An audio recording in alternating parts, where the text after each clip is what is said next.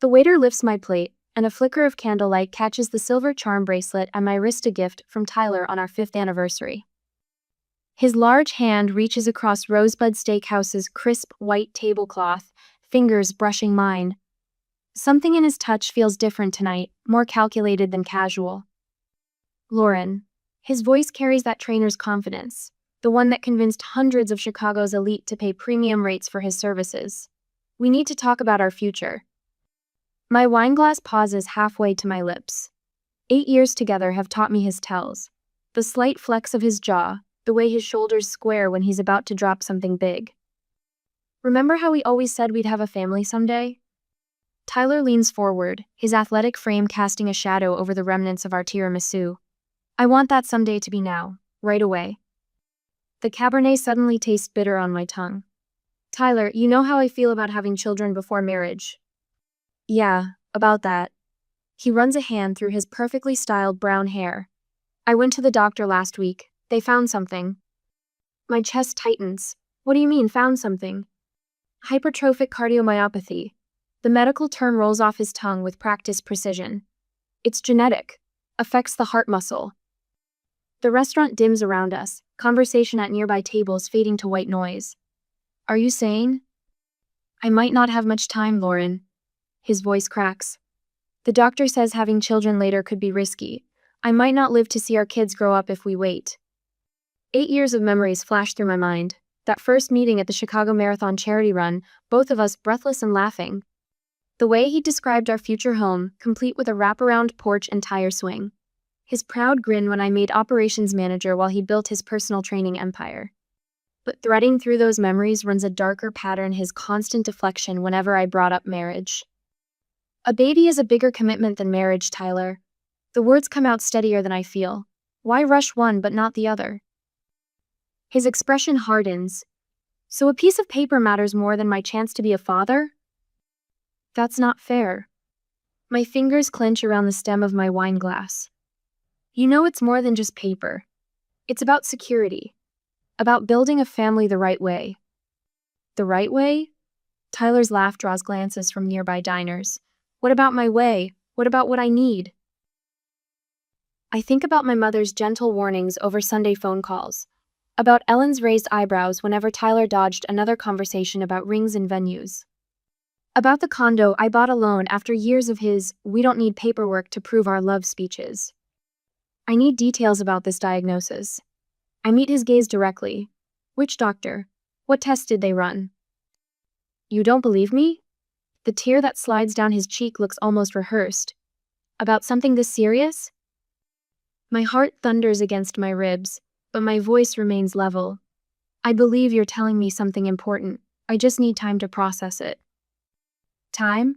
His fist clenches on the table. Did you miss the part where I said time is exactly what I might not have? The restaurant seems to shrink, the space between us charged with 8 years of unspoken tensions. I study his face, the face I've woken up to countless mornings, the face I once thought I'd grow old beside.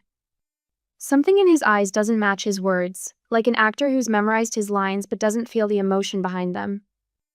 I need to think. My hand finds my purse, fingers curling around the familiar leather strap. This is too big for an immediate answer.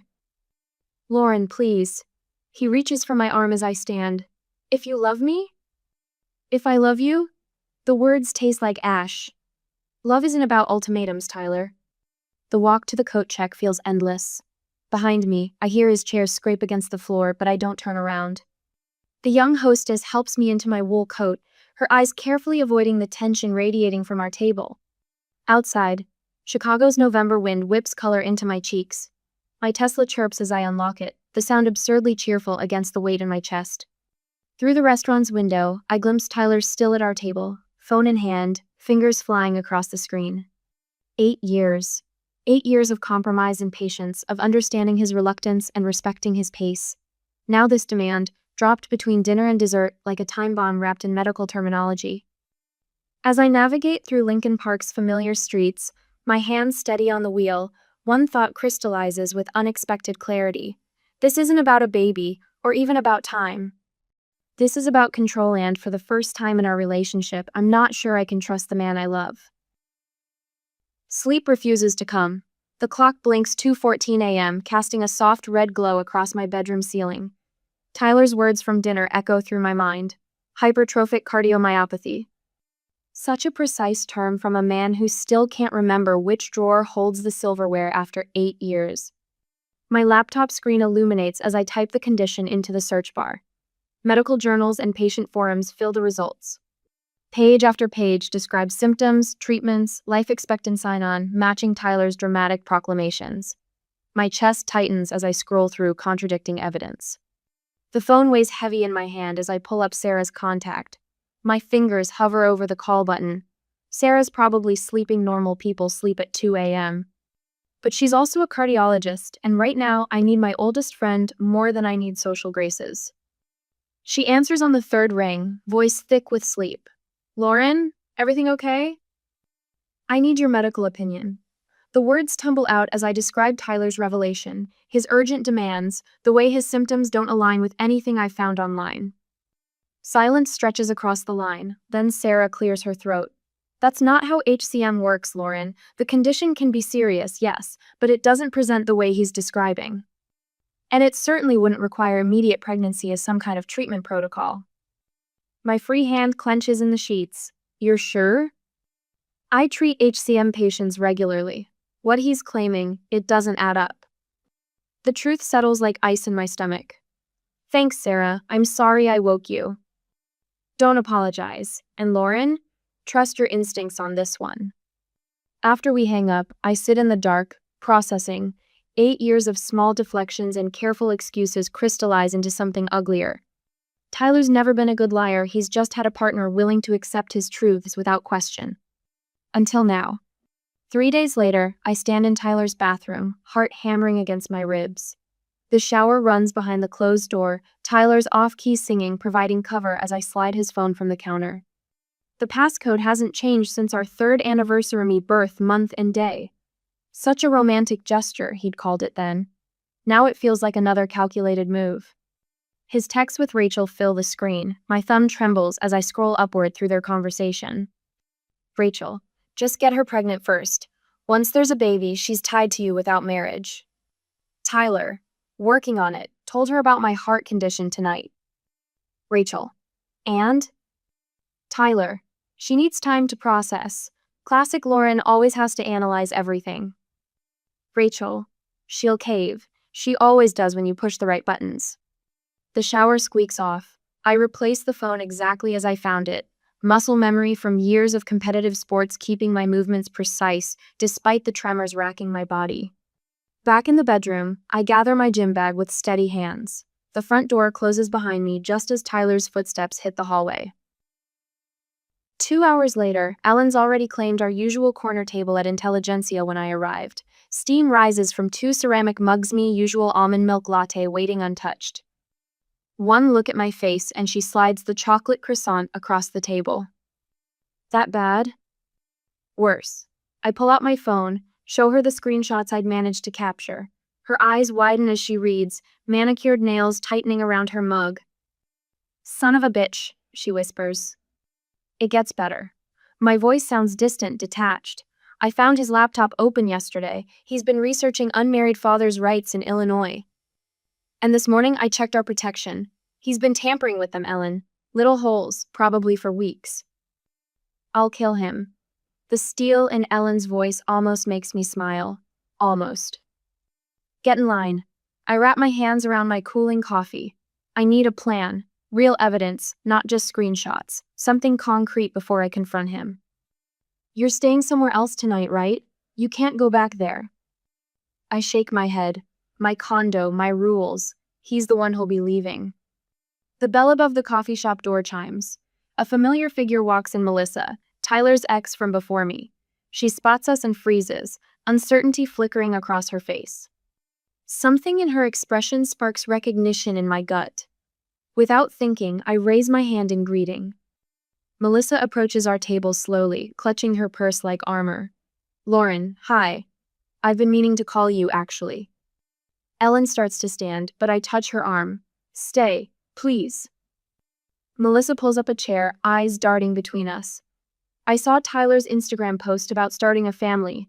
The one about his heart condition. She swallows hard. The same condition he told me about 6 years ago when he wanted a baby before marriage? The words taste like ash.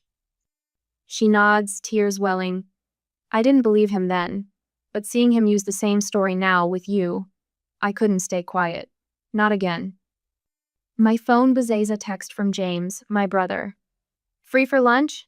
Need to talk to you about some legal options. A strange calm settles over me as I type my reply. Across the table, Ellen and Melissa exchange contact information, their voices a soft murmur of shared stories and support. Outside, Chicago traffic flows past the window, the city continuing its rhythm while my world shifts on its axis.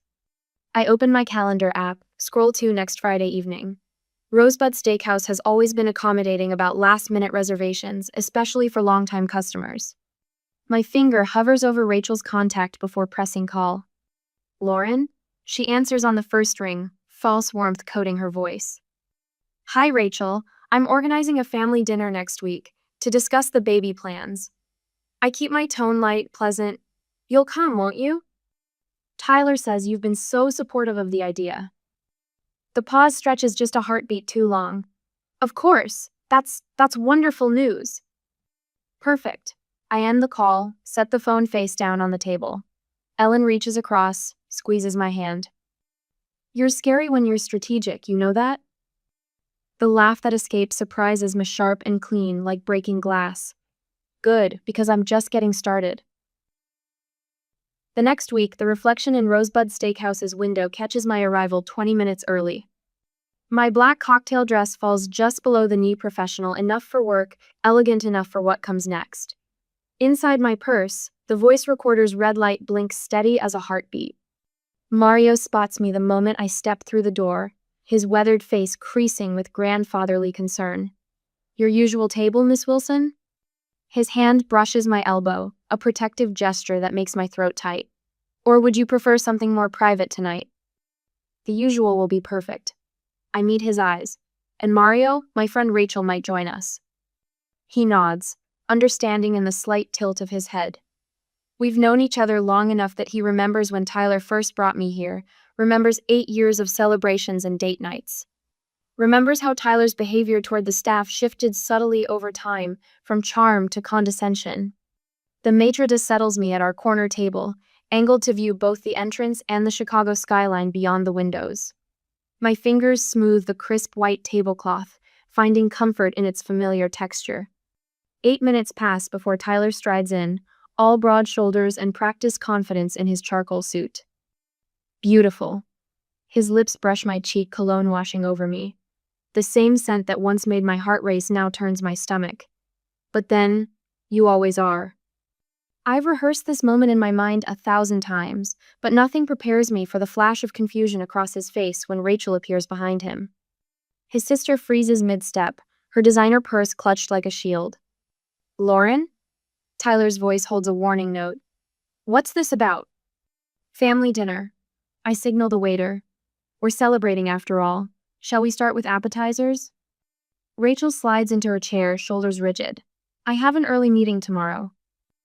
The burrata here is exceptional. My voice carries the same pleasant tone I use in board meetings. Tyler always says it reminds him of that trip to Italy we planned. The one that kept getting postponed because he wasn't ready for that level of commitment. The waiter approaches with water, and I watch Tyler's hand shake slightly as he reaches for his glass. Rachel studies her menu as if it holds escape routes. To family. I raise my glass once our wine arrives. And honesty. Tyler's jaw flexes. Lauren, if this is about your medical appointments. Ice clinks against crystal as I set down my glass. Interesting thing about hypertrophic cardiomyopathy, most specialists require extensive testing before diagnosis. But you haven't visited any cardiologists in Chicago this year, I checked. His face drains of color. You went through my medical records? No need. My phone slides across the tablecloth, screen bright with screenshots. Your sister did all the research for you, didn't she? Rachel's wineglass tips, red bleeding across white linen. Her fingers fumble with her napkin, dabbing uselessly at the spreading stain. Those messages are private? Tyler snarls, but his eyes fix on the screen where his own words glow. Just get her pregnant first. Once there's a baby, she's tied to you without marriage. Private. The word tastes bitter. Like the holes you've been poking in condoms? Or the research on your laptop about unmarried fathers' rights in Illinois? Tyler's hand shoots across the table, but I'm faster, sliding my phone back into my purse. Around us, conversations dim as nearby diners sense the undercurrent of violence in his movement. You're taking everything out of context, Rachel whispers, but her eyes won't meet mine. Context? My laugh sounds foreign to my own ears. You mean like how you suggested he fake a heart condition to pressure me? That context? I just want what's best for us. Tyler leans forward, voice dropping to that intimate register that used to make me melt. Everything I did was because I love you so much. No. The word cuts through his manipulation like a blade. You don't want a partner or a wife. You want a surrogate with no rights. Someone you can control through a child when you couldn't control her through guilt anymore. The restaurant has grown quiet enough to hear ice shifting in water glasses. A woman 2 tables over presses her napkin to her lips, eyes wide with recognition of a scene she might have lived herself. I deserve someone who respects my boundaries. My house key lands on the table with a final click. Someone who understands that love doesn't need schemes or lies or backup plans. Tyler's chair scrapes back as I stand. His fingers catch my wrist, grip tight enough to bruise. Don't you dare walk away from me. Is there a problem here? Mario materializes beside our table, authority in every line of his frame. No problem. I smile, gentle and sure. Mr. Brooks will be leaving. Separately. Tyler's grip loosens, his public mask slipping back into place. But his eyes promise consequences as I turn away, spine straight, heels striking marble in measured steps. The night air hits my face like freedom after I head out first. Behind me, through the windows, I see Tyler shoving back from the table, Rachel's hands fluttering in useless placation. His voice carries across the parking lot. Lauren, wait please, but I'm already sliding into my Tesla, letting its quiet hum carry me home. That night, my condo's security code changed with 6 precise beeps. The boxes I packed this morning wait by the door. Tyler's belongings sorted and labeled with the same attention to detail I give quarterly reports. The recording device clicks off, evidence secured. Tears come later when Ellen calls. Not for Tyler, but for 8 years of compromise. For the family I thought we'd build. For the woman who tried so hard to be enough that she almost lost herself. But when I finally sleep, it's deeper than I have in months. No more wondering if I'm asking too much. No more twisting myself into shapes that might finally earn a ring, a promise, a future. Just the quiet certainty that I chose myself. And the surprising peace in knowing that was always the right choice. The next morning, the morning sun streams through my office window, catching the edge of my laptop screen where my executive MBA application sits complete, cursor hovering over the submit button. 8 years of putting my ambitions second flash through my mind. My finger clicks before doubt can creep in. A text from Tyler lights up my phone. Baby, please, we can work this out. Remember how good we were together? I slide the phone face down on my desk, focusing instead on the quarterly projections spread across my second monitor. Numbers don't lie. Numbers don't manipulate. The gentle hum of my office transforms into a cocoon of competence, each completed task another brick in the wall between my past and future. Lauren? Sandra from accounting pokes her head in. That presentation you gave on streamlining vendor payments, the CFO wants to implement your suggestions company-wide. I smile, warmth spreading through my chest. Thanks for letting me know. The next 2 weeks settle into a rhythm. Work, gym, home, occasional dinners with Ellen. My condo becomes a sanctuary of order and calm, everything in its place. No more protein shake bottles cluttering my kitchen counter. No more sweaty gym clothes draped over my bathroom door. You seem different, Ellen observes over wine. Stronger. Before I can respond, my phone buzzes. Rachel's number, Tyler's sister, attempting her 4th ambush this week. Did you know he's not eating? Rachel's voice wavers with practiced concern when I answer. Mom's worried sick about him. Rachel. My tone carries the weight of 8 years of manipulation. This is between Tyler and me. A gift basket arrives the next morning. expensive chocolates, spa vouchers, a handwritten note about family unity from Tyler's mother. The delivery man barely leaves before I'm calling the service to return it. The same day, my lawyer drafts a cease and desist letter. Short, professional, final. You don't owe them explanations, she reminds me, straightening papers on her mahogany desk. Sometimes the strongest response is silence.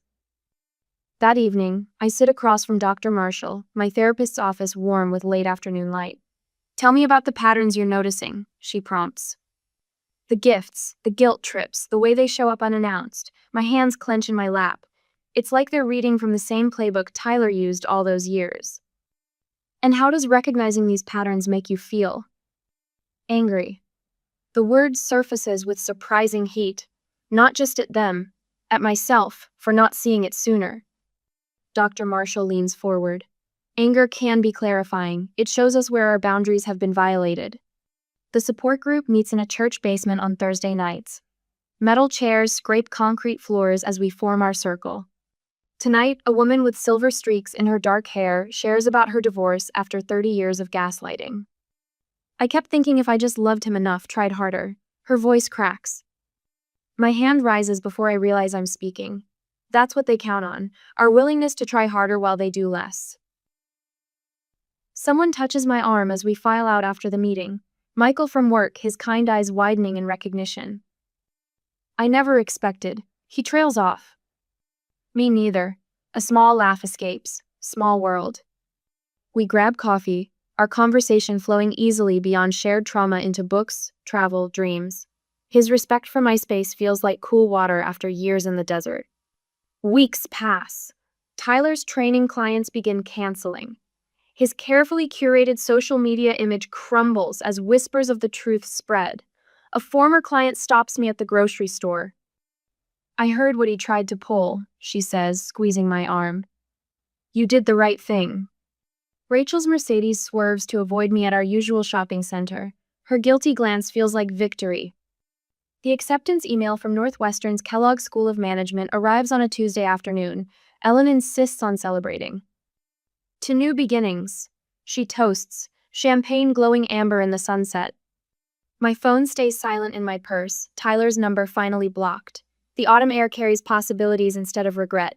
For the first time in years, the future stretches before me unmarked by compromise. Michael invites me to dinner with his family. His mother's kitchen smells of rosemary and warmth.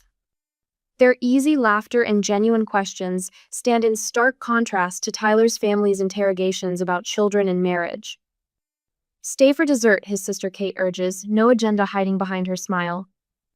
Later, walking to our cars, Michael keeps a respectful distance. Thank you for coming tonight. Thank you for not pushing.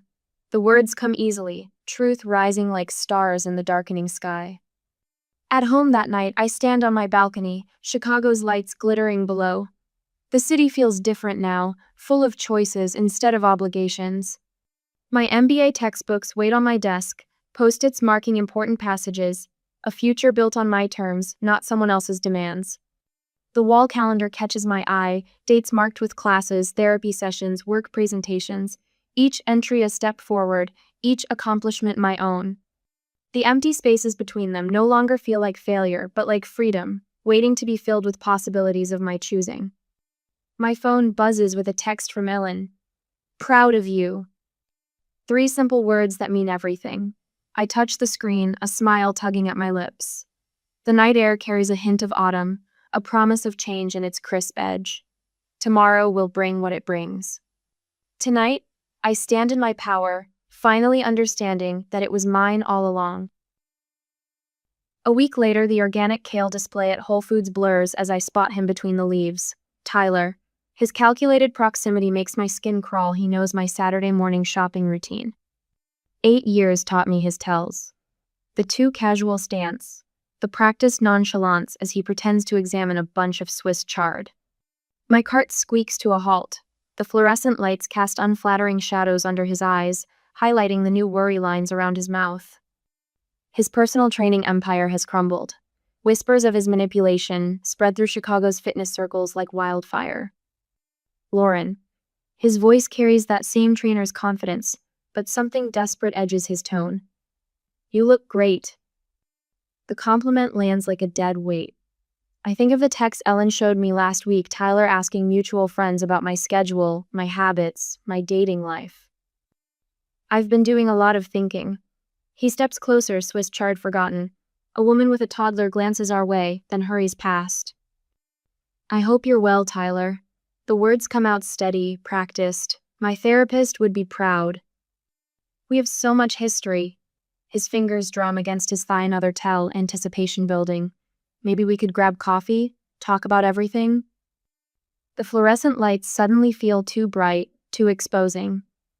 This isn't the place for that conversation.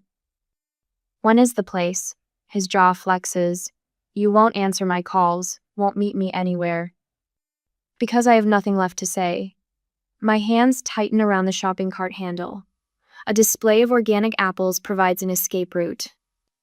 But Tyler blocks my path, his broad shoulders casting a shadow. I miss you. Miss us. The baby in the cart behind me starts wailing. The sound mirrors the scream building in my throat. Excuse me. I reverse my cart, abandon the produce section entirely. The frozen food aisle beckons with its promise of cold clarity. 6 hours later, my phone buzzes. The text appears beneath his contact photo, one I keep to recognize, numbers to block. I'm ready now. Ready to marry you. Let's have that family we always talked about. A second message follows. I've changed. Been in therapy. Learning to be better. Then, an image. A diamond ring, princess cut, white gold band, just like the one you always wanted. Ellen's laughter fills my living room as I show her the messages. He still thinks you're available to be manipulated. She tops off my wine glass. Like you're just sitting around waiting for him to finally propose. It was never about marriage. The truth settles into my bones. It was about control. My phone buzzes again. Tyler, I meant what I said about therapy. I'm working through my issues. Please give me another chance. The cursor blinks as I compose my response. Delete, rewrite, delete again. Finally, you had 8 years to choose marriage, 8 years to choose honesty, 8 years to choose me. I'm not your second choice, and I'm not your backup plan. The response comes fast. Baby, please. We can start fresh. Clean slate. Then, I love you so much it hurts. And my therapist says I'm dealing with depression now too. Each message lands like a stone in my stomach. But something has shifted. His words no longer carry that old power to wound. My phone stays silent in my lap. You don't owe him a response, Ellen says softly. I know. And for the first time, I truly do. The next morning, I email my lawyer. Within hours, a certified letter goes out.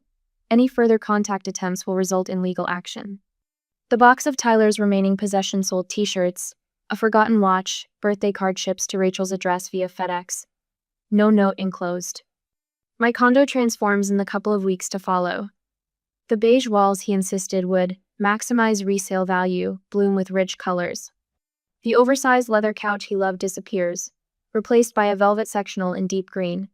My space, my choices. I love what you've done with the place. Michael's voice carries warmth without agenda as he takes in the changes. We're moving slowly, deliberately. Each step forward built on honest conversation and mutual respect. It finally feels like mine. I curl into the corner of my new couch, warmth spreading through my chest as he settles beside me, close but not crowding. About Saturday. His tone shifts serious. Karen's birthday party. I tense. The invitation sits on my counter. Cocktails at 8, the aviary. Tyler will be there. I thought we could host our own dinner that night instead. Michael's suggestion holds no pressure. That new Italian place you mentioned? Relief floods my system. Perfect. The next afternoon, a message from Rachel appears. I'm sorry. For everything. For helping him hurt you. My thumb hovers over the keys. The old urge to comfort, to smooth things over, rises up. But boundaries matter more than balm. Thank you for the apology. I wish you well, but I need to maintain my distance. Block. Delete. Breathe. The weight lifts from my shoulders as I watch the autumn sun paint golden streaks across my living room wall. The power struggle that consumed 8 years of my life dissolves like morning mist. My phone stays quiet. No more manipulative messages, no more tearful voicemails, no more desperate pleas. Just peace. Just freedom. Just me, finally choosing myself. The changing leaves outside my window signal the end of one season, the beginning of another. Winter will come with its own challenges, its own tests of resolve. But for the first time in years, I face the future without fear of what lurks in my own home, my own heart. I am not his second choice, not his backup plan, not his anything at all. I am simply, finally, gloriously, my own. A year later, the velvet box containing my MBA diploma weighs nothing compared to the journey it represents. Sunlight streams through Northwestern's century-old windows as I cross the stage, my heels clicking against polished wood. Dean Morrison's handshake feels firm, congratulatory. My gaze finds Michael in the audience, his proud smile reflecting everything we've built together this past year. From my seat, I spot Mom dabbing her eyes with a handkerchief while Dad wraps an arm around her shoulders. The simple sapphire ring on my finger catches the light. Michael and I chose it together last month, after a quiet dinner where he asked about forever without any ultimatums or pressure. Senior Operations Director Lauren Wilson, a colleague, whispers as we file out. Has a nice ring to it, doesn't it? The promotion came through last week. A corner office overlooking Michigan Avenue, double the staff reporting to me, and my name on the leadership team roster. The salary means Michael and I can put 20% down on that Victorian in Lincoln Park, the one with wraparound windows and a kitchen perfect for Sunday family brunches. At the reception, Ellen pulls me into a fierce hug. Look at you, corporate warrior woman. Her voice carries a hint of happy tears. Remember when you thought leaving meant starting over? The memory of that night at Rosebud feels distant now, like watching an old movie starring someone else. These days, I help run a support group for women rebuilding their lives after manipulation. Last month, a participant shared how my story on the Women Rising podcast gave her courage to trust her instincts about her fiancé's shifting stories. Michael appears at my elbow with 2 glasses of champagne. His shoulder brushes mine as he hands me one, a small gesture of connection without possessiveness. Your mother's organizing an impromptu photo session. Fair warning. I laugh, remembering the tears in her voice last Sunday. This is what I always wanted for you, sweetheart. Someone who walks beside you, not ahead or behind. The engagement ring Michael and I selected together represents more than romance. Its presence on my finger symbolizes the prenuptial agreement we both wanted, the honest conversations about finances and future plans, the mutual respect that makes love feel safe instead of scary. Later that evening, Mario welcomes us to what used to be my table at Rosebud. Congratulations, Miss Wilson, the usual Cabernet? Please. I settle into my chair, noting how the familiar space holds no ghosts. The candlelight feels warm rather than dramatic. Movement at the entrance draws my attention. Tyler steps in with a blonde woman who looks barely 30, her expression bright with the same hope I once wore. He's recreating our first date, right down to the table location and his practiced charm. Our eyes meet briefly across the room. Recognition flickers, then fades. The sight of him stirs nothing inside me, no anger, no regret, just quiet acknowledgement of lessons learned. Michael's voice pulls me back. So I was thinking about that mentorship program you mentioned. His words flow naturally into our discussion about expanding my workplace boundaries workshop. The conversation feels real, unscripted, alive with possibilities instead of limitations. The next morning, I brew coffee on my balcony, watching sunrise paint the Chicago skyline in shades of promise. My journal lies open beside me, its pages filled with reflections on the difference between time spent and time invested. Some would call it lost time, I write, the fountain pen flowing smooth against cream paper. I call it the price of learning my own worth. Footsteps sound behind me. Michael appears with 2 steaming mugs, his presence comfortable in my space because I chose to share it. Thought you might want a refill. The ring catches morning light as I accept the coffee, its sparkle reminding me that true commitment grows from freedom, not fear. We stand together watching the city wake, our silence rich with understanding that tomorrow belongs to us, not to the shadows of yesterday. In my office next week, a young analyst hovers in my doorway, twisting her engagement ring. Miss Wilson, could I... Maybe get your advice about something? I recognize the uncertainty in her eyes, the tension between hope and instinct. Moving to the small seating area where I've had similar conversations with other women, I gesture for her to sit. Tell me, I say softly, remembering my own journey from doubt to clarity. What's making you question things? The sunlight streams through my office windows, illuminating the family photo from graduation day and the framed article about our company's mentorship initiative.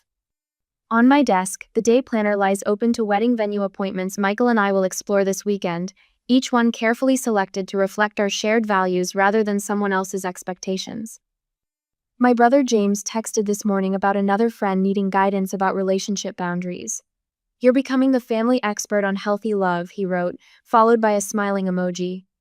The young analyst begins her story, and I listen with the wisdom of someone who knows that sometimes the longest road leads exactly where you need to go. My own path taught me that true love multiplies freedom rather than dividing it, that partnership means growing together instead of shrinking alone. Outside my window, Chicago pulses with endless possibilities. Inside, I am finally completely home in my own truth.